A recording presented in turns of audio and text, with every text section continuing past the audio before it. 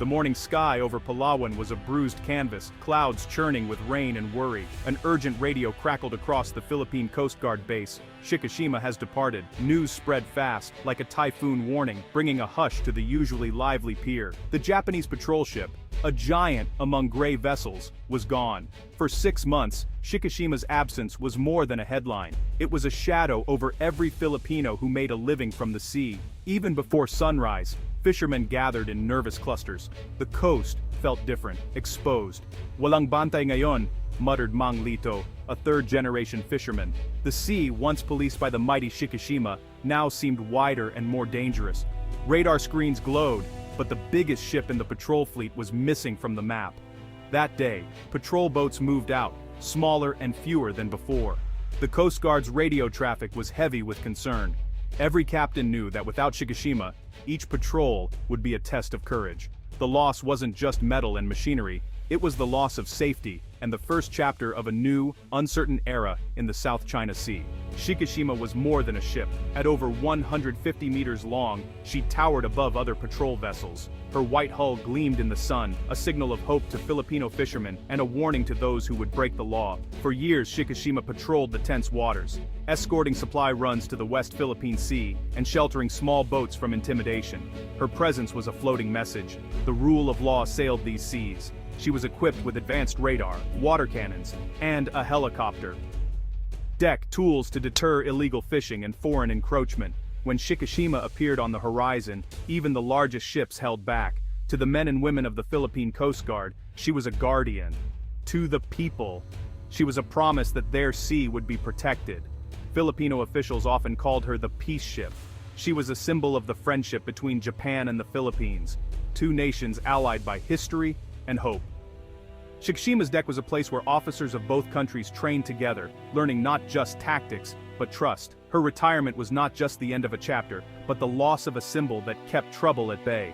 When Shikishima left, the gap was immediate and obvious. Smaller ships tried to fill her place, but the difference could be felt at sea and on shore. "Parang nawalan kami ng malaking kapatid," said Petty Officer Ramos. The Coast Guard's patrol lines grew thinner. The sense of security that Shikishima brought was missing, replaced by anxiety and uncertainty.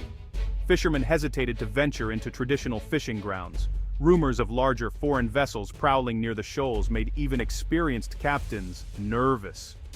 Patrol logs showed a rise in reported incidents, shadowing, blocking, and laser harassment. Without Shikishima's imposing figure, deterrence weakened. The Coast Guard's smaller boats struggled to enforce the law against ships twice their size. Coast Guard officers worked overtime to cover more ground, but exhaustion grew. Each mission was a gamble. The Coast Guard command scrambled to redeploy other ships, but none could match Shikishima's range and strength.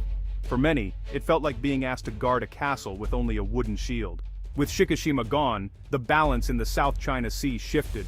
China's Coast Guard moved quickly, sending what locals called monster ships into disputed waters. These vessels were enormous, some over 12,000 tons, painted stark white and bristling with equipment. Their size alone was intimidating, but their tactics added new fear to the waves. Filipino patrols reported being chased and boxed in.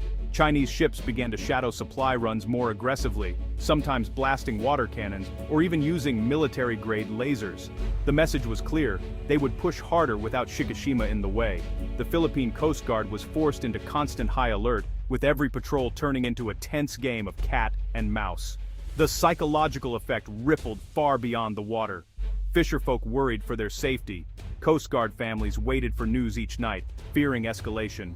In just months, the sea had become more dangerous, and every Filipino boat was now an outpost on the front lines of sovereignty. The absence of Shikishima brought real danger to everyday Filipinos. In Barangay Pag-asa, fishermen like Manglito faced new risks. One morning, while hauling nets near Ayungin Shoal, Manglito's boat was chased by a large foreign vessel.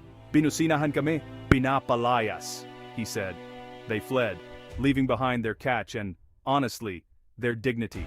Supply missions to BRP Sierra Madre, the Philippines' lonely outpost on the shoal, became perilous.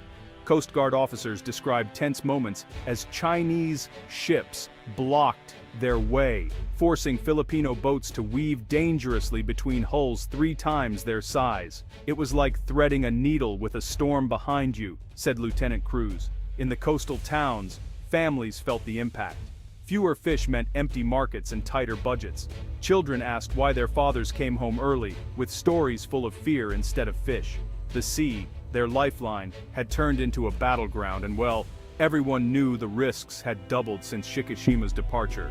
Despite the threats, Filipinos refused to surrender their seas. Coast Guard officers volunteered for the most dangerous patrols. Hindi kami papayag na maagaw ang karagatan natin, declared Commander Santos. On one supply run, a team steered a battered patrol boat through waves and warnings, determined to reach Filipino Marines at Ayungin Shoal. Fishermen too showed quiet courage. Mang Lito and his friends formed buddy systems, venturing out together for safety in numbers. When chased, they used old tricks, shutting off engines, blending into the night, and sending coded radio calls for help. Their resilience turned fear into resolve. The human cost was real, but so was the spirit. In towns along Palawan, community meetings grew louder. People shared news, mapped safe zones, and raised funds for new radios and repair kits. Every day, ordinary Filipinos proved that while ships could leave, the will to defend their home would not. Japan, too, felt the loss of Shikishima. For years, the ship was the pride of its Coast Guard, a symbol of Japan's resolve to keep the peace. But fleets must move forward. Japan launched a modernization drive, building newer, faster patrol vessels. These ships, equipped with drones and advanced sensors, promised even greater support for allies like the Philippines. Diplomacy deepened.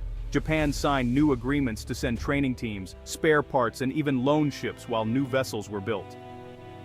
Our friendship is not just in words, but in action, said Ambassador Koshikawa.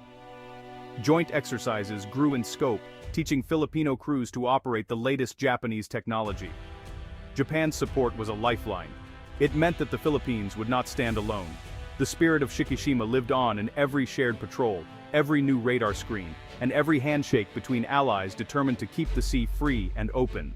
The Philippines acted quickly to close the gap left by Shikishima. New patrol boats, some from Japan, others from Australia and the United States, arrived at key ports. Coast Guard recruitment surged. Training intensified, with Filipino crews learning to use advanced navigation, communication, and surveillance systems.